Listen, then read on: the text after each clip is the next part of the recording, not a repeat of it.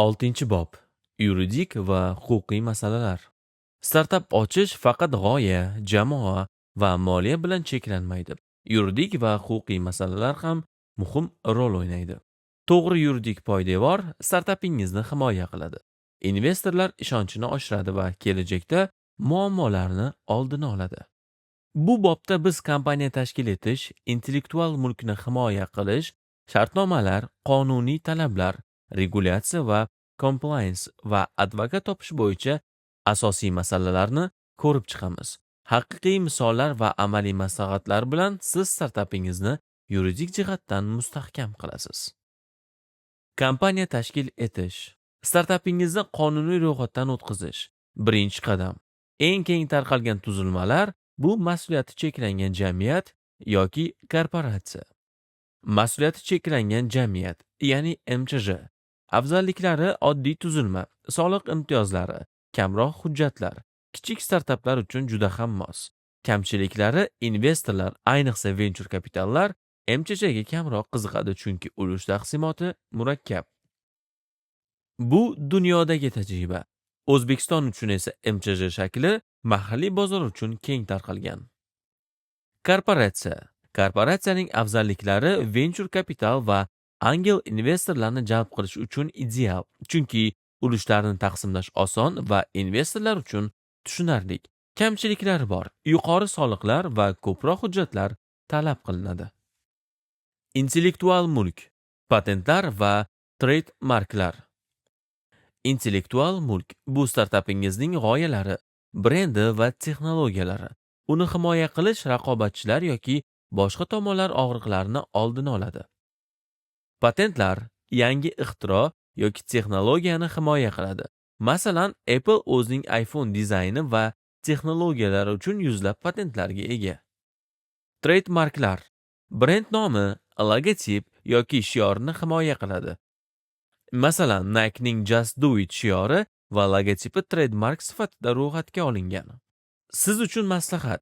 Brend nomini tanlashdan oldin uni allaqachon ro'yxatdan o'tmagan ekanligini tekshirib ko'ring. Shartnomalar bo'limi. NDA, Employment va Investor shartnomalari. Shartnomalar bu startapingizni yuridik jihatdan himoya qilishni asosiy vositasi. Quyidagi shartnomalar muhim. NDA maxfiylik shartnomasi. Maxfiy ma'lumotlarni himoya qiladi. Masalan, investorlar yoki hamkorlar bilan g'oyangizni muhokama qilishdan oldin NDA imzolating. Mehnat shartnomalari. Xodimlar yoki frilanserlar bilan ishlash shartlarini belgilaydi. Masalan, ish vaqti, maosh, maxfiylik qoidalari. Investor shartnomalari. Venture kapital yoki angel investorlar bilan shartlar, ulush, huquqlar, mas'uliyat. Regulyatsiya va compliance. Startapingiz qonuniy talablarga rioya qilishi kerak. Aks holda jarimalar yoki yopilish xavfi yuzaga keladi. Eng muhim qoidalar. GPDR umumiy ma'lumotlarni himoya qilish reglamentatsiyasi. Agar startapingiz foydalanuvchi ma'lumotlarni yig'sa, masalan, ismlar, elektron pochta bo'lsa, GPDR talabiga rioya qiling. Bu Yevropa ittifoqi mijozlari uchun majburiydir. SEC AQSh qimor va birja komissiyasi. Agar AQSh investorlardan mablag' jalb qilsangiz, SEC qoidalariga rioya qiling.